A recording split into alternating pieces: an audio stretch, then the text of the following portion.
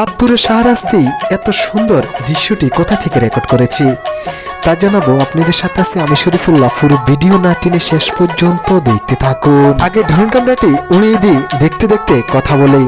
এটার অবস্থান চাঁদপুরের শাহরাস্তি 50 কোটি টাকা ব্যয়ে যেই ওয়াকওয়ে করা হয়েছে সেই ওয়াকওয়ের উত্তর পাশেই এই জায়গাটির অবস্থান।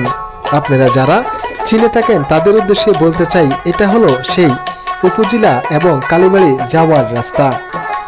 আর এদিকে সুসিপাড়া যাওয়া যায় এই রাস্তা দিয়েই। অর্থাৎ আজকে আপনাদেরকে এখান থেকেই আমি দেখাবো সেই 50 কোটি টাকা ব্যয়ে যেই ওয়াকওয়ে নির্মাণ করা হয়েছে সেই ওয়াকওয়ে কি এখান থেকে দেখা সম্ভব? হ্যাঁ, অবশ্যই দেখা সম্ভব। সেখান থেকে আমি ড্রোন ক্যামেরাটি এখন দক্ষিণের দিকে ফাটিয়ে দিয়েছি। আপনারা দেখতেছেন দক্ষিণের দিকে যাওয়ার পর দেখুন গ্রামগঞ্জের দৃশ্যগুলো কতই না সুন্দর লাগে। এটাই সেই কাঙ্ক্ষিত সেই ওয়াকওয়ে।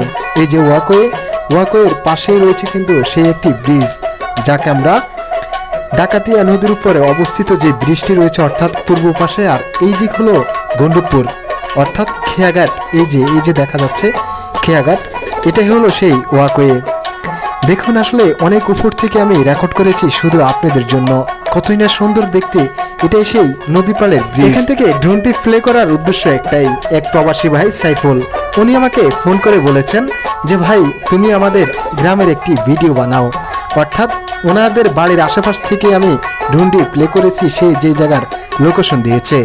যদিও প্রবাসীর মন এমনই হয়, আলহামদুলিল্লাহ উনি আমাকে একটি বকশিস দিয়েছে। প্রবাসীরা আসলে এমনই হয়, আলহামদুলিল্লাহ তার জন্য দোয়া রইল। সাইফুল ভাই আপনার কথা অনুযায়ী সেখান থেকে ড্রোনটি প্লে করেছি।